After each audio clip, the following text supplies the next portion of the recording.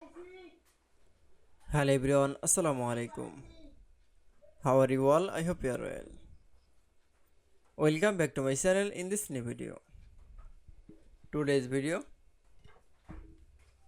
how to insert an image in the cell in Google Sheets file. So let's started.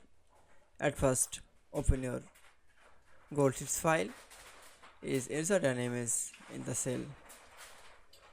Now select from the any cell. Now going to the insert menu option. Now click for the image option. Now click for insert an image on the cell. Now for click. Then click for the browse option. Then insert picture. Now for open. That's it. Then again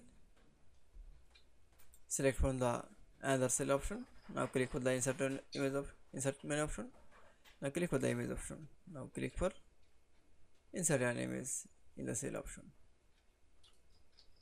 Click for the browse option. Then insert picture.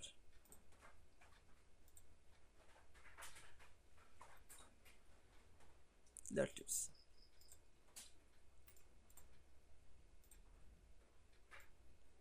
Then I show the insert an image in the cell in Google Sheets file.